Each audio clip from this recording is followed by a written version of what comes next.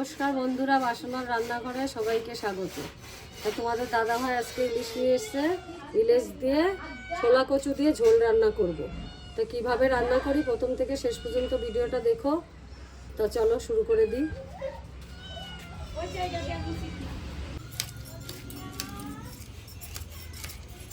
আমি এইভাবে হাত দিয়ে আঁশগুলো ছাড়িয়ে নিই, তারপরে ধুয়ে কেটে নেব।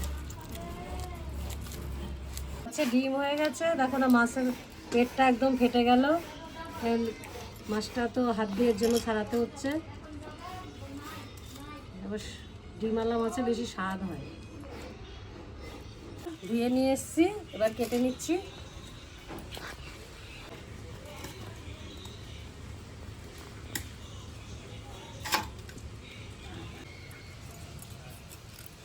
না তো তোরা খাবি, দাঁড়া বস দেবো।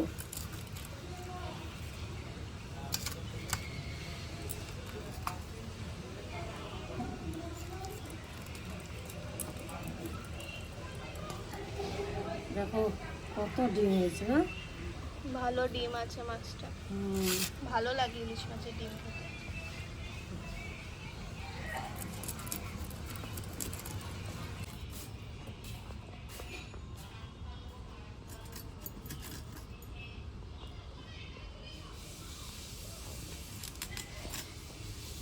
তোরা খাবি? দাঁড়া দিচ্ছি। এনে এনে এনে এনে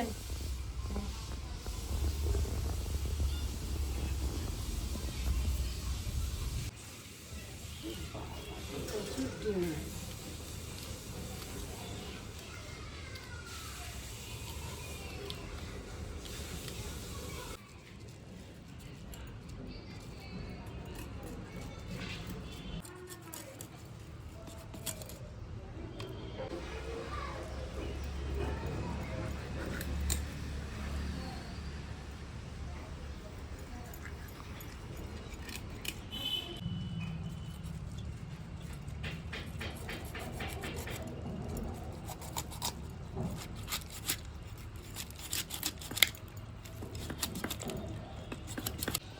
বন্ধুরা, কালকে কচুর ডাঁটাগুলো খেয়ে নিয়েছি, আর আজকে কচু দিয়ে মাছের ঝোল রান্না করবো ঝাল ঝাল করে।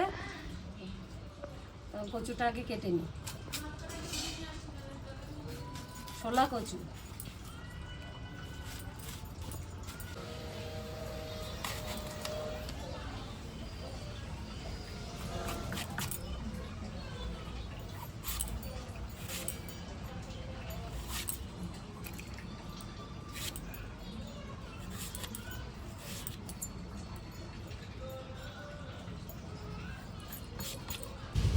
লঙ্কা জিরে মাছের জন্য বেটে নিচ্ছি, ঝাল ঝাল করে মাছ রান্না হবে। কটা কাঁচা লঙ্কা দিয়ে দিচ্ছি, এবার মশলাটা বেটে নিচ্ছি।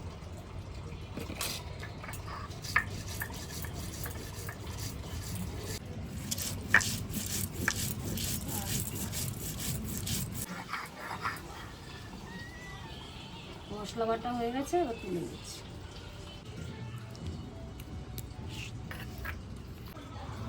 লবণ দিয়ে দিচ্ছি মাছে, হলুদ দিয়ে দিচ্ছি,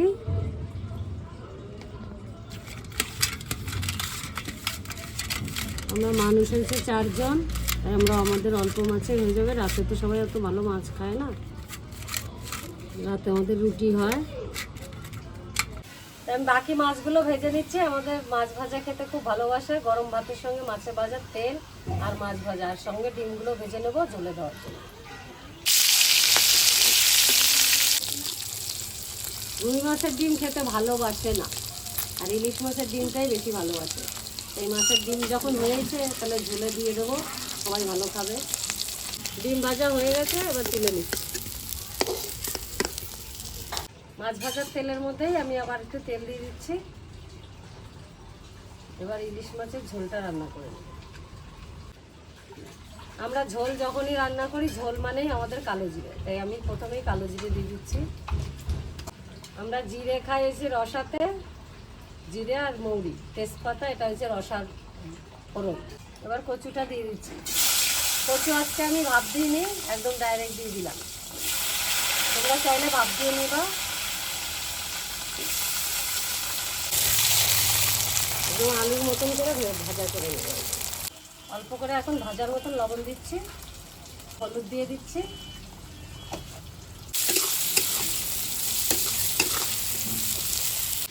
এবার ঢাকা দিয়ে দিলাম।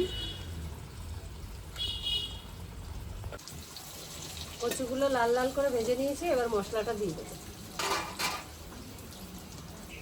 জিরে লঙ্কা বাটা ছিল, এটা দিয়ে দিচ্ছি।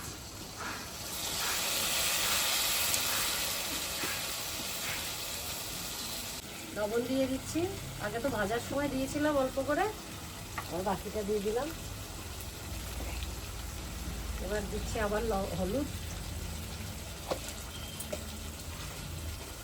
মশলাটাকে সামান্য একটু জল দিচ্ছি।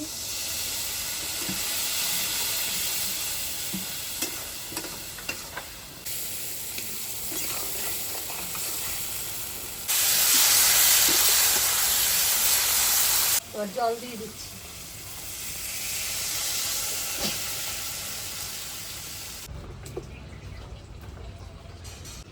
আমি ঝোল রান্না করলে ইলিশ মাছ কখনো ভাজি না, আমি কাঁচা মাছই ঝোলে দিয়ে দিচ্ছি। তোমরা চাইলে ভেজে নিবা। অনেকে ভাববে যে কাঁচা মাছ দিচ্ছে, কাঁচা মাছই ইলিশের টেস্ট ভালো পাবে। এইভাবে রান্না করে খেয়ে দেখো।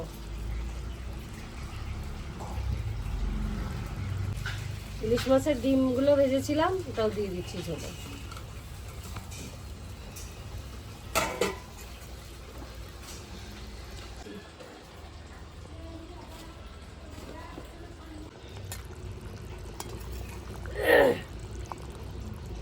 এই দেখো কচুগুলো খুব সুন্দর গলেছে।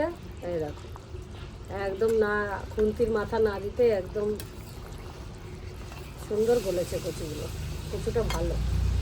ইলিশ মাছের ঝোল হয়ে গেছে, এবার নামিয়ে নিচ্ছি।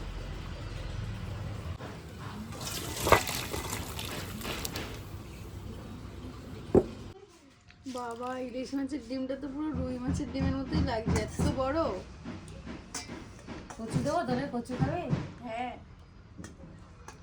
গাটি কচু কত কচু দিয়ে তো ইলিশ মাছ রান্না করে। আজকে শোলা কচু দিয়ে খেয়ে দেখি। কচুটা দেখো কিরকম একদম মোমের মতো গলে গেছে।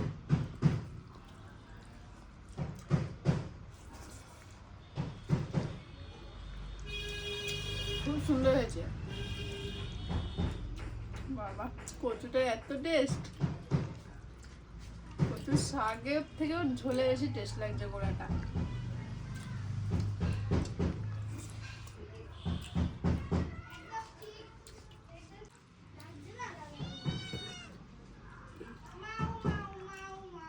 মাছটা খুব সুন্দর গলে গেছে, নরম। ইলিশ মাছ আমার খুব প্রিয় সব মাছের থেকে।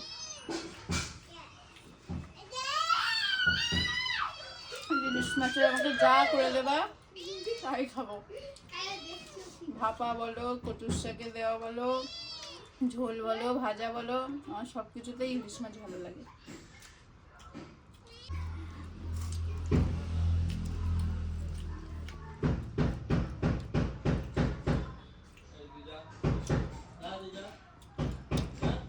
ইলিশ মাছের ডিমের স্বাদই আলাদা। তো আমরা এখন খেতে থাকি। তোমাদের সাথে দেখা হবে আবার নেক্সট ভিডিওতে। সবাই ভালো থেকো, সুস্থ থেকো। আর ভিডিওটি ভালো লাগলে অবশ্যই লাইক, কমেন্ট, শেয়ার করো। আজকের মতো এই পর্যন্তই।